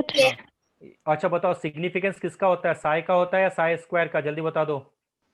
साइन स्क्वायर का। Sine square. तो ये देखो इस तरीके से कि यहाँ देख रहे हो, यहाँ इसने स्क्वायर किया, तो अगर आपसे पूछे सर ये क्या इसने गलत कर दिया, साई स्क्वायर क्यों किया, तो आपको मैंने बता दिया सिग्निफिकेंस हमेशा क्या होता है, साई स्क्वायर का होता है। तो इस तरीके से ये एडिशन लाता है और ये सब्ट्रैक्शन, और ओवरऑल इस तरह से वैल्यू आपकी आ जाती है। ठीक है, इसी को बोलते हैं LCMO, linear combination of atom, sorry LCAO, linear combination of atomic orbital. अब याद करो मैंने बताया था सब्ट्रैक्शन से, ये देखो बॉन्डिंग मॉलिक्यूलर, एंटी बॉन्डिंग इस तरह से आता है। यानी जब भी आपका एंटी बॉन्डिंग बनने लगे तो याद रखना वहां पे नोडल जोन आने लगता है, नोडल प्लेन आने लगता है। और आपको पता है नोडल प्लेन ऐसा प्लेन है जहां पे इलेक्ट्रॉन मिलने के चांसेस सबसे कम होते हैं। तो सब्ट्रैक्शन से इलेक्ट्रॉन मिलने के चांसेस कम होंगे, यानी इलेक्ट्रॉन सबसे पहले किस में फिल होगा, बॉन्डिंग में, पहले सिग्मा फिर सिग्मा स्टार। ये एस वाले का है, ये आपको पी वाले का है। ये देखो ये जो खाली जगह देख रहा है बच्चा, ये देखो ये यही है नोडल जोन, याद रखना इस चीज को, इसी को बोला जाता है नोडल प्लेन या नोडल जोन। ठीक है, नोड कैसे निकालते हैं याद करो, मैंने बताया था दो फॉर्मूला, n-l-1 और l, इसको क्या बोलते हैं स्फेरिकल नोड, और इसको क्या बोलते हैं एंगुलर नोड निकालने का फॉर्मूला, याद आ गया। यस, ये देखो इस तरीके से, ये देख रहे हो ये वाला, ये जो जगह है यही आपका क्या है, नोडल प्लेन है। इस चीज को हमेशा याद रखना। और ये जो ओवरलैपिंग हो रही है, ये कौन सा ओवरलैपिंग है, साइड वाइज ओवरलैपिंग। और ये साइड वाइज ओवरलैपिंग से क्या बनता है, पाई बॉन्ड बनता है, इस तरीके से याद रखना ये फिगर के साथ। और ये देखो, ठीक है, ये पूरा मैंने आपको फिगर के साथ बता दिया है। तो इन सब छोटी छोटी चीजों को आप लोग को ध्यान रखना है। अब पूछा जाए कि जो एटॉमिक ऑर्बिटल का कॉम्बिनेशन होता है वो कौन कौन सा रूल फॉलो करता है, तो ये रूल याद रखना। और the combining atomic orbital must have same और नियरली सेम एनर्जी, यानी 1s के साथ ही कंबाइन करेगा, 2s के साथ ही कंबाइन करेगा, 2p के साथ ही कंबाइन करेगा, 2s और 2p नहीं करना।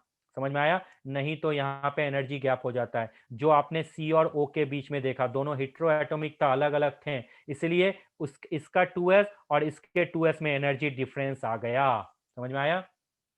Next, the combining atomic orbital must have proper orientation, means same symmetry. Same symmetry मतलब समझते हो, देखो याद करो मैंने बताया था ना, इस तरीके से होते हैं ये सिमेट्रिकल, प्रॉपर ओरिएंटेशन।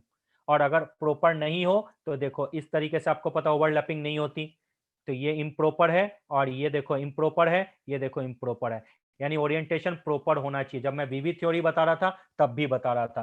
तो अगर आपसे पूछे कि मॉलिक्यूलर ऑर्बिटल बनने के लिए क्या क्या चाहिए, तो एनर्जी सबकी सेम होनी चाहिए, ओरिएंटेशन बिल्कुल सेम होना चाहिए, और तीसरा combining atomic orbital must overlap to the maximum extent. याद करो मैंने बोला कि वीवी थ्योरी पार्शियल ओवरलैपिंग से काम चला लेता है, लेकिन एमओटी बोलता है कि मैं कंप्लीट ओवरलैपिंग लूंगा। तो ये देखो कंप्लीट, तो ये तीन कंडीशन होते हैं एटॉमिक ऑर्बिटल जब मॉलिक्यूलर ऑर्बिटल में चेंज होते हैं। इसका स्क्रीनशॉट और कॉपी में हमेशा याद रखना, भूलना मत। नेक्स्ट, इस तरह से फिलिंग होती है, देखो पहले सिग्मा जाता है, फिर सिग्मा स्टार, फिगर वाइज। ये फिगर कंप्लीटली सही नहीं है तो मैं इस पर मार्क कर देता हूँ, ठीक है। ये वाला ठीक है, ये बता चुका, ये वाला भी आप जान चुके हो, मैं सब समझा चुका हूँ। अब अगर मैंने आपसे पूछा था कि बच्चों N2 तक अलग इलेक्ट्रॉनिक कॉन्फ़िगरेशन होता है, तो क्यों होता है, इसका रीजन देखो, याद करो, मैं समझा चुका हूं लेकिन फिर से पढ़ लो। N2 तक आपको पता है पहले पाई में भरता है, उसके बाद सिग्मा में आता है। तो क्यों आता है वो देखो, energy of 2s and 2p orbital lies fairly close, इनके केस में due to small energy difference between 2s and 2p z, यानी 2s and 2p, the interaction between them is quite large, this result in the loss of energy. आपको पता अगर net force is the force of attraction हो, यानी interaction ज्यादा हो, तो आपको पता है एनर्जी क्या होती है, डिक्रीज करती है। तो एनर्जी में यहाँ क्या लिखा है, लॉस ऑफ एनर्जी होता है। तो there is a loss of energy between sigma 2s and sigma star 2s. Thus, sigma 2s and sigma star 2s become more stable at cost of sigma 2px and sigma star 2ps which get unstabilized। यानी ये दोनों तो stable हो जाते हैं, sigma 2s और sigma star 2s तो stable हो जाते हैं, लेकिन जो जो आपका सिग्मा स्टार 2p z और सिग्मा 2p z होता है वो हायर एनर्जी स्टेट पे पहुंच जाता है। अगर हायर एनर्जी स्टेट पे पहुंच जाए तो आपको पता है इलेक्ट्रॉन सबसे पहले फिल किस में होता है, लोअर पे, तो सिग्मा 2p z पे जाने से पहले पाई पे चला जाता है। तो ये लॉजिक याद रखना, ये वाला ये वाला लॉजिक समझ में आया, ये बहुत इंपॉर्टेंट है। फिर से बोल रहा हूं, यानी फिलिंग कैसी होगी बच्चों, sigma 1s2 sigma star 1s2 sigma 2s2 sigma star 2s2, उसके बाद होना चाहिए था सिग्मा 2pz2, उसके बाद होना चाहिए था पाई 2px2, देन पाई 2py2, लेकिन उल्टा होता है, पहले पाई पे जाता है फिर सिग्मा पे। रीजन क्या है, इस सिग्मा 2pz और ये सिग्मा स्टार 2pz की एनर्जी ज्यादा हो जाती है, क्योंकि इसकी loss of energy sigma 2s, समझना, सिग्मा 2s और सिग्मा स्टार 2s से जो लॉस ऑफ एनर्जी होगी वो ये दोनों के पास चला जाता है। आपको पता है अगर कोई एनर्जी लूज करता है तो सामने वाला क्या करता है, गेन करता है, क्योंकि energy can nether be created not be destroy. तो यहां से जो एनर्जी लूज हुई वो किसके पास चली गई, सिग्मा 2pz और सिग्मा स्टार 2pz के पास, जिसके चलते इसकी एनर्जी बढ़ गई। और जब एनर्जी बढ़ती है तो उसमें इलेक्ट्रॉन लास्ट में एंटर करता है, इसीलिए पहले पाई 2px आता है, उसके बाद सिग्मा 2pz आता है। ये वी आई है, याद रखना। वैसे कोई आपसे थ्योरी पूछेगा नहीं, लेकिन आपको समझने से भी कोई परहेज नहीं होगा, ये याद रखना। समझ में आया बच्चों, कोई दिक्कत नहीं, बाकी चीजें मैं आपको समझा चुका हूं।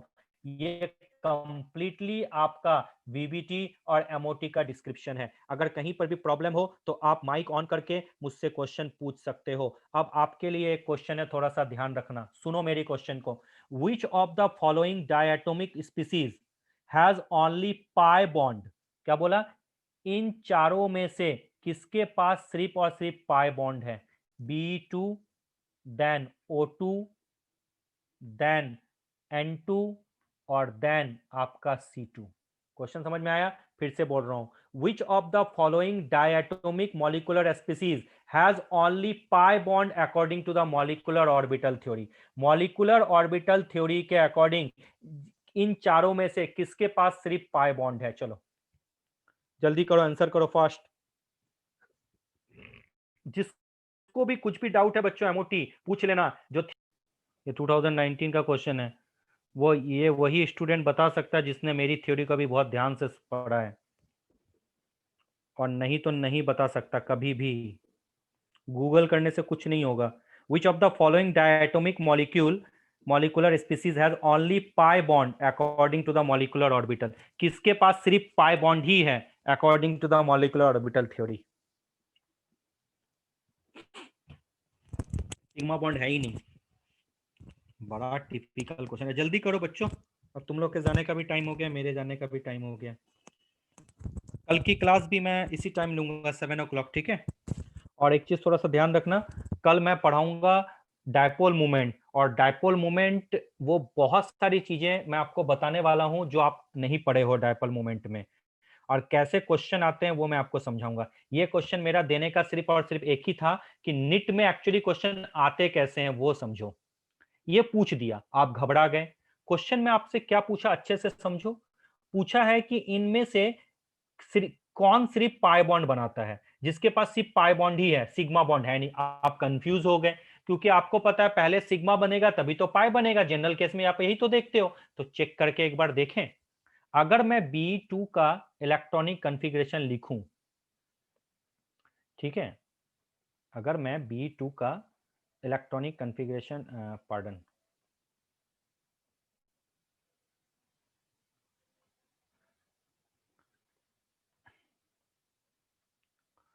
B2 में कितने इलेक्ट्रॉन है भैया, बी का ये होता है आपका कितना, 8, यानी sigma 1s2 sigma star 1s2 sigma 2s2 sigma star 2s2, यहीं पे तो खत्म हो गया।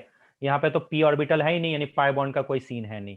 अब मैं जब O2 का लिखने आऊं तो देखना, sigma 1s2 sigma star 1s2 sigma 2s2 sigma star 2s2 sigma 2pz2, sigma 2pz के बाद क्या लिखोगे, पाई 2px पाई 2py, उसके बाद pi star 2px pi star 2py। Fill कर लूं मैं, चलिए, 2 2 2 4 2 6 2 8 2 10 2 12 2 14 14 है ना, 15 और 16, आई थिंक यही हो जाएगा, है ना।